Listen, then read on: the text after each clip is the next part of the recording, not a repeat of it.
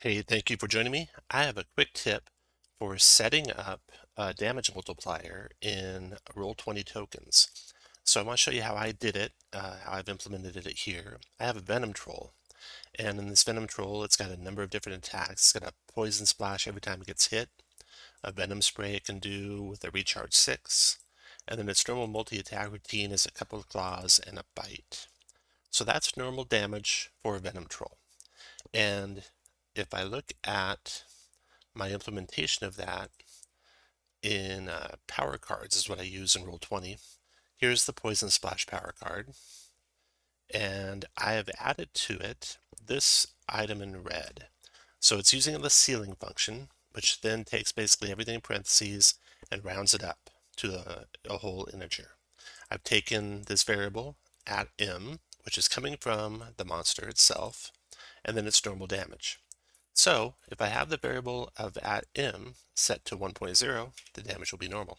And if I have it set to any other value, it will multiply that damage. So let's see what that would look like in Roll20.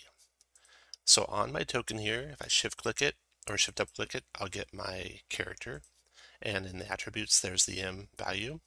And let's set it to 1.3. Close that.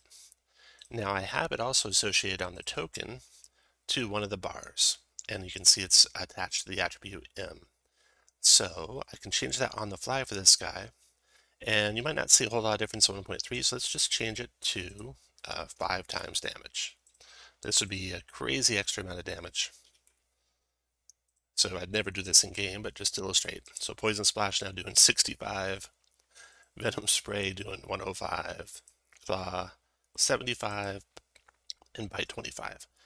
So now I can change this back on the fly to 1.3, and this is what I would set like a mid-range monster to. We'll go over that in a second, why I do that. So you can see here the Venom Spray does 48, so it rolls 48, grand total of 26 damage, multiplies 26 times 1.3 for 34 damage. Then if I wanted to run this Venom Troll in a regular environment of Adventure League or somewhere where I wanted the damage to be normal, I would just change that to 1, and I'm good to go, and the damage would be back to just the normal 4d8 damage. Okay, so why do I use 1.3 here in this value? Well, there's been some good articles on this subject about how monsters deviate from the design guidelines with doing a little too little damage. And I've seen that in my experience, especially in high-level games, where they just don't challenge the characters. Teos did a good article on this. Here he's got a comparison of the recommended damage in the monster manual or in the DMG compared to what the monster manual says. So I expanded on this a little bit, and instead of looking at the difference in damage, because then I'd have to figure out how to distribute that amongst all the monster's attacks, I looked at what is the multiplier. What's the ratio of the recommended damage divided by the average damage that's being done?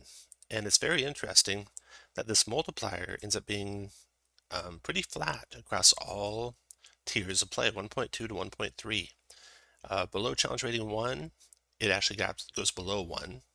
And above challenge rating 20, it starts deviating more and more. So here's what the average is at each tier. And you can see 1.3 is pretty common through the main spread. And so as I set up my monsters, I would use these values here as a default.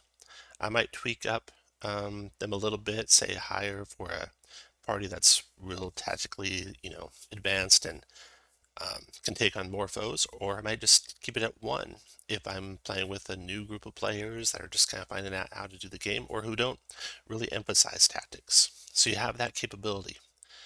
There it is. I just want to share that with you all.